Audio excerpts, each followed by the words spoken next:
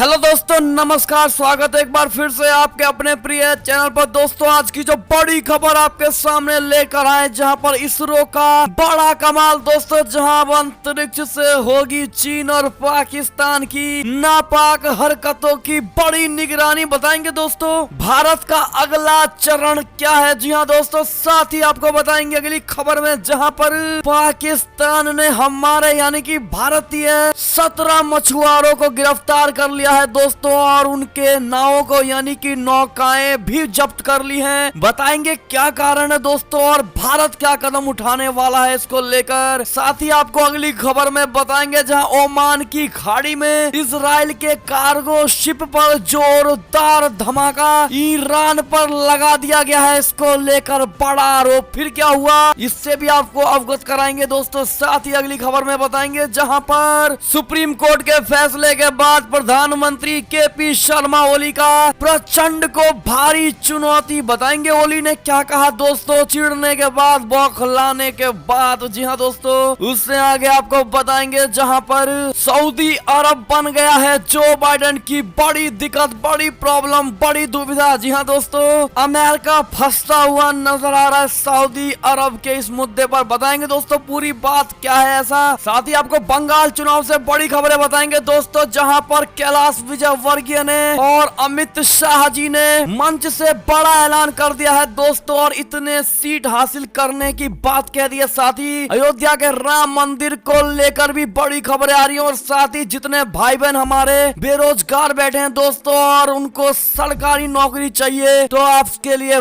बड़ी अच्छी खबर हो सकती है दोस्तों। बम्पर भर्तियां निकली हैं, बताएंगे किसमें, और वो भी बिना परीक्षा नौकरी मिलेगी दोस्तों आपको। तो बने रहेगा वीडियो के अंत तक। और अभी खबरों में आगे बढ़ने से पहले, अगर आप भी मानते हैं कि मोदी जी है तो हर चीज संभव है, भारतीय सेना है तो हमारा देश सुरक्षित है, और बंगाल में इस बार परिवर्तन हो कर ही रहेगा, तो इस वीडियो को भी कर दीजिए लाइक, चैनल को कर दीजिए सब्सक्राइब, बेल आइकन दबाइए, साथ ही कमेंट बॉक्स में लिख दीजिएगा जय हिंद। जी हाँ दोस्तों, तो चलते हैं पहली और सबसे बड़ी खबर की तरफ, जहां इसरो का बड़ा कमाल। अब अंतरिक्ष से होगी चीन और पाकिस्तान की नापाक हरकतों की निगरानी। जी हाँ दोस्तों, चीन की चालों और पाकिस्तान की नापाक हरकतों पर भारत अब और नजदीकी से नजर रख सकेगा दोस्तों। बता दें, सिंधु नेत्र नाम के उपग्रह के सफल प्रक्षेपण के साथ ही लद्दाख के पहाड़ी इलाकों से लेकर हिंद महासागर क्षेत्र, जिसे IOR कहते हैं, उसकी हर छोटी बड़ी गतिविधियों पर निगरानी रखने की भारत की क्षमता बढ़ गई है दोस्तों। भारतीय अंतरिक्ष अनुसंधान संगठन यानी इसरो ने सिंधु नेत्र और ब्राजील के अमेजोनिया एक समेत 19 उपग्रहों का रविवार को सफल प्रक्षेपण किया दोस्तों। आंध्र प्रदेश के श्रीहरिकोटा स्थित सतीश धवन अंतरिक्ष केंद्र के से सुबह 10:30 बजे ध्रुवीय उपग्रह प्रक्षेपण यानी PSLV-C51 से इन सभी उपग्रहों को प्रक्षेपित किया गया है दोस्तों। NSIL द्वारा पहला पूरी तरह से व्यावसायिक प्रक्षेपण है ये दोस्तों। ये न्यू स्पेस इंडिया लिमिटेड द्वारा पहला पूरी तरह से व्यावसायिक प्रक्षेपण था। इसरो के व्यावसायिक प्रक्षेपण के काम को देखने के लिए 2019 में विज्ञान विभाग के तहत एक सार्वजनिक क्षेत्र की कंपनी के तौर पर NSIL का गठन किया गया था दोस्तों। ऐसे में इस प्रक्षेपण को भारत का दूसरा सबसे बड़ा कमाल माना जा रहा है दोस्तों मिसाइलों की दुनिया में। ऐसे में अगर आप भी मानते हैं कि भारत हर चीज में आगे है और भारत में किसी भी चीज की यानी सौर्य बल के साथ साथ ज्ञान की भी कमी नहीं है, तो आप भी कमेंट सेक्शन में थैंक यू इसरो,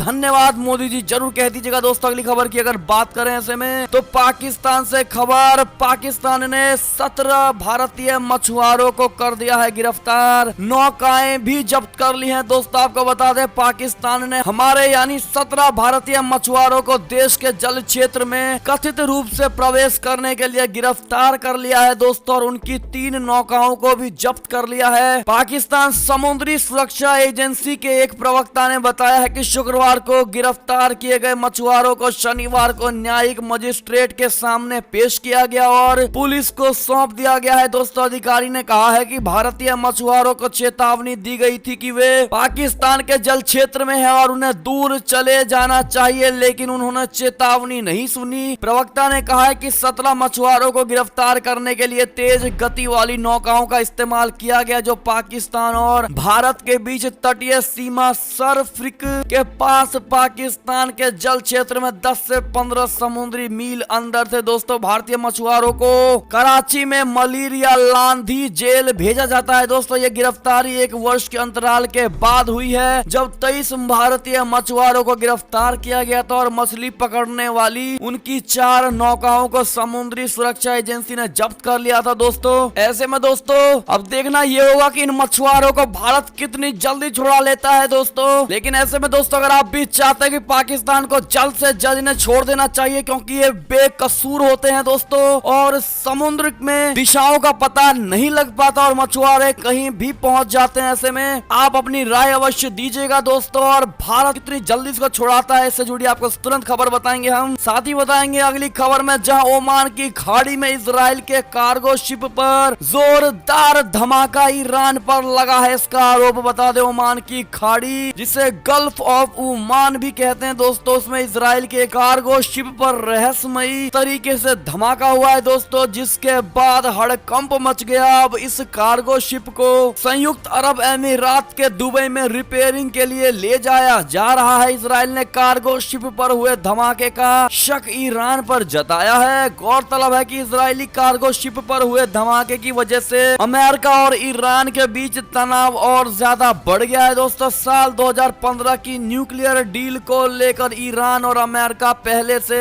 आमने सामने हैं। माना यह जा रहा है कि ईरान ने यह धमाका अमेरिकी राष्ट्रपति जो बाइडेन के प्रशासन के ऊपर दबाव बनाने के लिए किया है। ईरान चाहता है कि अमेरिका उसके ऊपर लगे प्रतिबंधों को हटा दे। जी हाँ दोस्तों ऐसे में इस खबर को सुनकर आपकी क्या प्रतिक्रिया होगी दोस्तों कमेंट करके जरूर बताइएगा। और अगली खबर में बढ़ने से पहले अगर आपने अभी तक इस वीडियो को लाइक नहीं किया है दोस्तों तो बड़ी मेहनत लगती है वीडियो बनाने में, कृपया करके इस वीडियो को अभी अभी लाइक कर दीजिए। चलते अगली खबर की तरफ जहां पर सुप्रीम कोर्ट के फैसले के बाद प्रधानमंत्री केपी शर्मा ओली का प्रचंड को भारी चुनौती, मुझे हटाकर दिखाओ। जी हाँ दोस्तों नेपाल के प्रधानमंत्री केपी शर्मा ओली ने नेपाली कम्युनिस्ट पार्टी के पुष्प कमल दहल प्रचंड के नेतृत्व वाले गुट को चुनौती देते हुए कहा है कि मुझे शीर्ष पद से हटाकर दिखाओ। माई रिपब्लिका न्यूज़पेपर के मुताबिक अपने गृह जिले झापा में एक कार्यक्रम को संबोधित करते हुए प्रधानमंत्री केपी शर्मा ओली ने प्रचंड के नेतृत्व वाले गुट को अविश्वास प्रस्ताव के पक्ष में वोट देने की चुनौती दी है। 69 वर्षीय ओली ने कहा है कि वो अभी भी एनसीपी के संसदीय दल के नेता हैं। वो पार्टी अध्यक्ष होने के साथ साथ प्रधानमंत्री भी हैं। यदि आपने संसद को बहाल किया है तो केपी ओली को प्रधानमंत्री पद से हटा दें। आपको बता दें दोस्तों कि नेपाल में पिछले कुछ महीनों से सत्तारूढ़ नेपाली कम्युनिस्ट पार्टी के भीतर सत्ता के लिए रस्साकशी की स्थिति बनी हुई है। राजनीतिक संकट गहराते देख प्रधानमंत्री ओली की सिफारिश पर राष्ट्रपति विद्या देवी भंडारी ने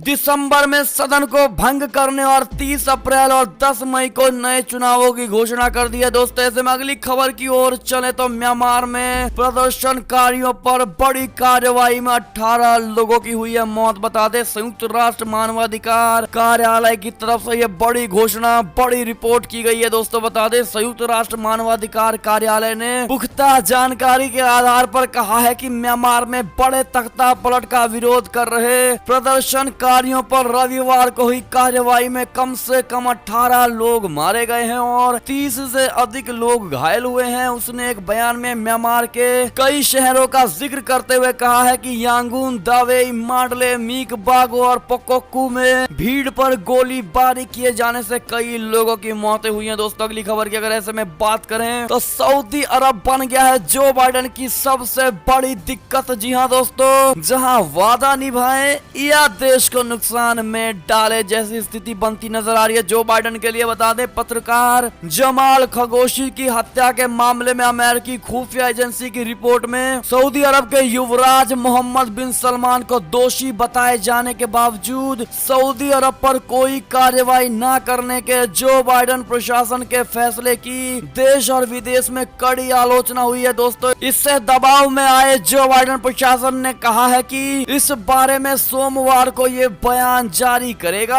हालांकि जानकारों का कहना है कि इस मामले में अमेरिकी प्रशासन के सामने बड़ी दुविधा खड़ी है। सऊदी अरब पश्चिम एशिया में अमेरिकी रणनीति का खास हिस्सा है दोस्तों। उसे एक सीमा से ज्यादा नाराज करना अमेरिका के लिए संभव नहीं हो सकता है। खुफिया रिपोर्ट में पहले से ये चर्चित इस बात की पुष्टि की गई है कि युवराज सलमान ने खशोगी की हत्या का आदेश दिया था। इस रिपोर्ट में यह भी कहा गया है कि सऊदी अरब में निर्णय प्रक्रिया पर युवराज का पूरा नियंत्रण है, यानी वो देश के असली शासक हैं। अमेरिकी रिपोर्ट से प्रिंस सलमान खासे नाराज बताए जाते हैं दोस्तों। अमेरिकी रिपोर्ट जारी होने के बाद सऊदी अरब के विदेश मंत्रालय ने एक बयान में कहा है कि ये रिपोर्ट अनुचित और गलत नतीजों पर पहुंची है। इसमें ध्यान दिलाया गया है कि सऊदी अरब ने खशोगी की हत्या की कड़े शब्दों में निंदा की थी। ऐसे में दोस्तों आप भी देख पा रहे होंगे कि अमेरिका के लिए कितनी बड़ी दुविधा हो गई है दोस्तों, जहां पर वादा निभाएं या देश को नुकसान में डालें। आप क्या कहते हैं दोस्तों, जो बाइडेन को वादा निभाना चाहिए या देश को नुकसान में डालना चाहिए? आप क्या कहेंगे दोस्तों? क्योंकि अगर किसी ने गलत काम किया है दोस्तों तो उसको सजा देना तो बेहद जरूरी होगा, लेकिन दोस्तों वहीं सजा देने पर देश को भारी नुकसान हो सकता है। तो आप क्या कहेंगे कमेंट करके अवश्य बताइएगा दोस्तों। देखते हैं हमारी भारत की जनता कितनी ज्यादा समझदार है इन मामलों में। जी हाँ दोस्तों, अगली खबर की अगर बात करें तो अल कायदा के साथ मिलकर कुछ बड़ा करने की फिराक में तुर्की के हैं आतंकी। भारत नेपाल सीमा पर बना रहे हैं जेहादी नेटवर्क। जी हाँ दोस्तों, आतंकी संगठन अल कायदा समर्थित आतंकियों भारत नेपाल बॉर्डर पर अशांति फैलाने के लिए भेजा गया है। एक मीडिया रिपोर्ट में यह दावा किया जा रहा है कि इन आतंकियों को भारत नेपाल सीमा पर अपना अड्डा बनाने के लिए तुर्की ने भेजा है। रिपोर्ट में यह भी दावा किया गया है कि आतंकी अपना काम शुरू कर चुके हैं। दोस्तों अगली खबर की बात करें ऐसे में तो अमेरिका की रिपब्लिकन पार्टी के एजेंडे में अब इस्लाम से बड़ा खतरा है चीन को। ट्रंप के एजेंडे को मिल रहा है बल। बता दे ऑलैंड में चल रहे सीपीएसी के सम्मेलन से अब तक दो बातें साफ उभर कर सामने आई है दोस्तों। पहली ये है कि रिपब्लिकन पार्टी के कंजर्वेटिव समर्थक वर्ग में पूर्व राष्ट्रपति डोनाल्ड ट्रंप की लोकप्रियता अटूट बनी हुई है, और दूसरी बात यह है दोस्तों कि सीपीएसी ऐसा एजेंडा तय करने की तैयारी में है जिससे अमेरिकी राष्ट्रपति जो बाइडेन के लिए चीन पर दबाव घटाना मुश्किल हो जाएगा। चीन को अब इस्लाम से बड़ा खतरा माना जा रहा है दोस्तों। ऐसे में सीपीएसी रिपब्लिकन पार्टी और उसके समर्थकों का सबसे बड़ा सालाना जमावड़ा होता है। कयास ये लगाए गए हैं कि इस बार सीपीएसी का सम्मेलन ट्रंप की शिकायत में वापसी का लॉन्चिंग पैड साबित हो सकता है। इस बार के सीपीएसी में 6 ऐसी समितियां बनाई गई हैं जिन्हें चीन से संबंधित विषयों पर एजेंडा तैयार करने की जिम्मेदारी दी गई है। दोस्तों अगली खबर की अगर ऐसे में बात करें तो साउथ चाइना सी में चीन ने फिर बरसाए बम। ताइवान और अमेरिका को दी है खुली चुनौती। जी हाँ दोस्तों, चीनी मिलिट्री पीएलए ने साउथ चाइना सी में अमेरिकी युद्धपोतों की मौजूदगी के बीच लाइव मिसाइल फायर ड्रिल कर दी है। इस दौरान चीनी जंगी जहाजों ने शक्ति प्रदर्शन करते हुए सैकड़ों मिसाइलों को फायर किया है दोस्तों, जिसके बाद से ये कयास लगाए जा रहे हैं कि जो बाइडेन के अमेरिकी राष्ट्रपति बनने के बाद भी इस क्षेत्र को लेकर दोनों देशों के बीच तनाव कम नहीं होगा। कुछ समय पहले ही अमेरिका ने इस इलाके में अपना सबसे घातक परमाणु पनडुब्बी यूएसएस ओहियो को गश्त पर भेजा था। दोस्तों अगली खबर की अगर ऐसे में बात करें तो रोहिंग्याओं की बांग्लादेश से वापसी में भारत का बड़ा हित। जी हाँ दोस्तों, भारत ने विस्थापित रोहिंग्या मुसलमानों के बांग्लादेश से म्यांमार जल्द लौटने पर जोर दिया है। संयुक्त राष्ट्र महासभा की अनौपचारिक बैठक में भारत के यूएन में स्थायी प्रतिनिधि टीएस तिरुमूर्ति ने कहा है कि इस मुद्दे के समाधान में उसका सबसे बड़ा हित है दोस्तों, क्योंकि ये एकमात्र ऐसा देश है जिसकी दोनों देशों से लंबी सीमा लगती है। जी हाँ दोस्तों, म्यांमार के हालात पर संयुक्त राष्ट्र ने कहा है कि यह सुनिश्चित किया जाना चाहिए कि देश में हुई हालिया घटनाओं से अभी तक हुई प्रगति में बाधा ना पहुंचे। अगली खबर की ओर चलें तो अमेरिकियों को जो बाइडेन की बड़ी चेतावनी। कोरोना को लेकर सावधानी में ढील नहीं दे, नहीं तो हो सकती है स्थिति बेहद गंभीर। बता दें अमेरिका के राष्ट्रपति जो बाइडेन ने कहा है कि जॉनसन एंड जॉनसन की एकल खुराक वाली कोरोना वायरस वैक्सीन को अमेरिकी खाद्य एवं औषधि प्रशासन की मंजूरी मिलना रोमांचक खबर है, लेकिन अमेरिकी लोगों को महामारी से संबंधित सावधानियों में किसी किस्म की ढील नहीं देनी चाहिए, क्योंकि इससे स्थिति अधिक गंभीर हो सकती है दोस्तों। एफडीए ने शनिवार को घोषणा की है कि उसने अमेरिका में 18 वर्ष और अधिक उम्र के व्यक्तियों पर आपातकालीन उपयोग के लिए जॉनसन एंड जॉनसन की जैनसन कोविड-19 वैक्सीन को मंजूरी दे दी है। जो बाइडेन ने इस वैक्सीन को मंजूरी मिलने के बाद एक बयान में कहा है कि ये सभी अमेरिकियों के लिए रोमांचक खबर है और संकट को समाप्त करने के हमारे प्रयासों में उत्साहजनक प्रगति है, लेकिन मैं ये स्पष्ट कर देना चाहता हूं कि हम लड़ाई खत्म होने से अब भी काफी दूर हैं। जी हाँ दोस्तों, अगली खबर की बात करें ऐसे में तो नाइजीरिया से बड़ी खबर आ रही है दोस्तों, जहां अगवा किए गए सभी छात्रों समेत 52 लोगों को रिहा किया गया है। दोस्तों आपको बता दें, हमने आपको पहली यानी 2 दिन पहले खबर में बताया था, जहां नाइजीरिया के स्कूल में बच्चों को अगवा कर लिया गया था दोस्तों। ऐसे में अब ये बड़ी अच्छी खबर आ रही है, जहां पर अगवा किए गए 42 लोगों को बंदूकधारियों ने रिहा कर दिया है दोस्तों, जिनमें 27 छात्र भी शामिल हैं। पिछले दिनों 27 छात्र, 3 स्टाफ सदस्य और उनके परिवार वाले 12 लोगों का पिछले सप्ताह एक सशस्त्र गिरोह ने अपहरण कर लिया था दोस्तों। ऐसे में वहां की सैन्य ताकतों को थैंक यू जरूर कह दीजिएगा दोस्तों। अगली खबर की अगर बात करें तो कंगाली पाकिस्तान की हालत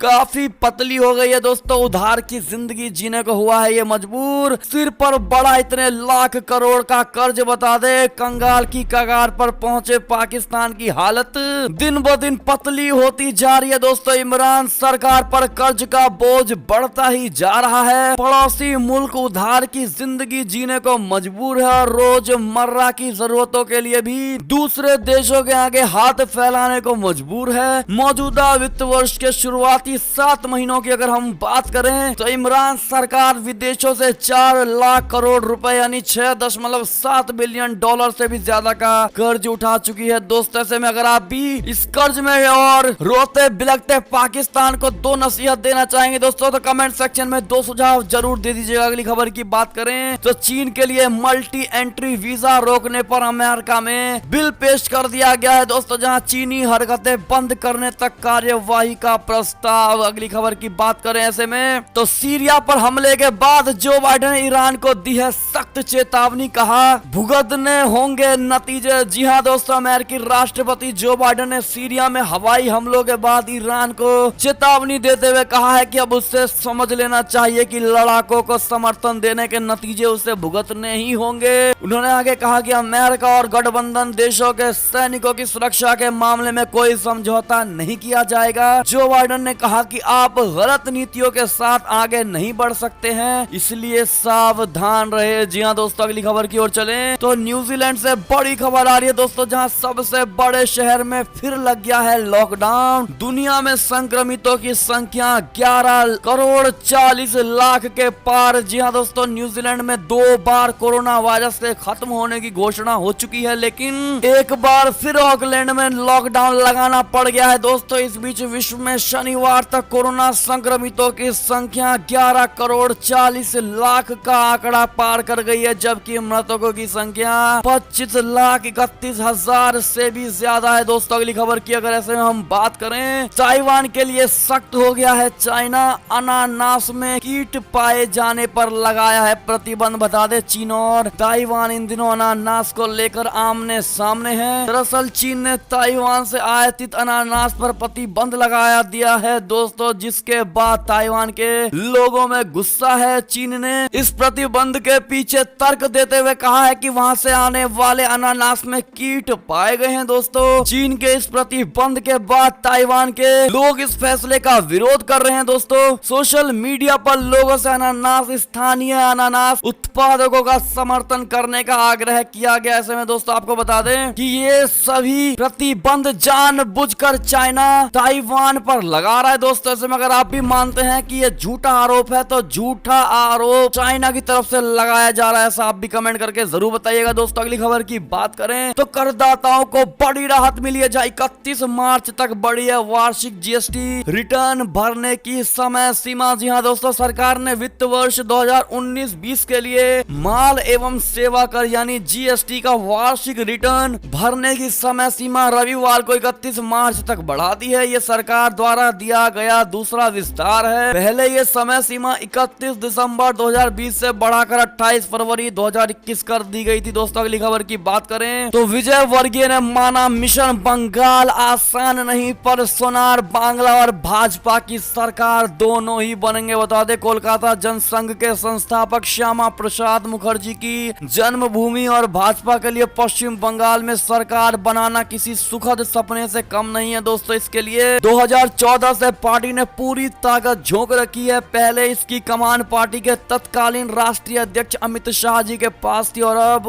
राष्ट्रीय अध्यक्ष जगत प्रकाश नड्डा के हाथ में है। इसे पूरा करने का दारोमदार राष्ट्रीय महासचिव कैलाश विजय वर्गीय पर है दोस्तों। विजय वर्गीय ने मीडिया से विशेष बातचीत में कहा है कि मिशन बंगाल पूरा करना बहुत आसान नहीं है, लेकिन वो आश्वस्त है कि सोनार बांग्ला भी बनेगा और राज्य में भाजपा की सरकार भी बनेगी। अगली खबर की बात करें तो काशी में भाजपा के नए कार्यालय का उद्घाटन, जहां जेपी नड्डा ने कहा है कि कांग्रेस सहित सभी पार्टियां कर रही है वंशवाद की राजनीति। जी हां दोस्तों, भाजपा के राष्ट्रीय अध्यक्ष जेपी नड्डा ने रोहनिया में काशी क्षेत्र के नवनिर्मित कार्यालय का उद्घाटन किया है दोस्तों। इस दौरान मुख्यमंत्री योगी आदित्यनाथ भी मौजूद रहे। इस दौरान भाजपा अध्यक्ष और मुख्यमंत्री ने कार्यकर्ताओं को संबोधित किया है दोस्तों। अगली खबर की अगर हम ऐसे में बात करें तो गुलाम नबी आजाद ने प्रधानमंत्री मोदी की कर दी तारीफ। कल G23 नेताओं ने दी थी कांग्रेस हाईकमान को नसीहत। जी हां दोस्तों, जम्मू कश्मीर के पूर्व मुख्यमंत्री और कांग्रेस के वरिष्ठ नेता गुलाम नबी आजाद ने प्रधानमंत्री नरेंद्र मोदी जी की तारीफ की है दोस्तों। आजाद ने गुज्जर समुदाय के एक कार्यक्रम में प्रधानमंत्री मोदी की तारीफ करते हुए कहा है कि हमें अपनी मूल विनम्रता और लोगों को नहीं भूलना चाहिए। उन्होंने कहा कि लोगों को नरेंद्र मोदी जी से सीख लेना चाहिए, क्योंकि उन्होंने प्रधानमंत्री बनने के बाद भी अपनी जड़ों को नहीं भूले। जी हां दोस्तों, ऐसे में अगली खबर की अगर बात करें तो तमिलनाडु में बोले अमित शाह जी, कहा फूट डालो राज करो की राजनीति करते हैं द्रमुक और कांग्रेस। जी हां दोस्तों, साथ ही अगली खबर की बात करें तो राम मंदिर निधि समर्पण अभियान संपन्न हुआ है दोस्तों, जिसमें 100 करोड़ रुपए मिले हैं। जी हां दोस्तों, इसी से जुड़ी अगली खबर बताएं, जहां अयोध्या में राम मंदिर के लिए भेजेंगे अखंड भारत के केंद्र बिंदु की मिट्टी से बनी हुई ईंट। जी हां दोस्तों,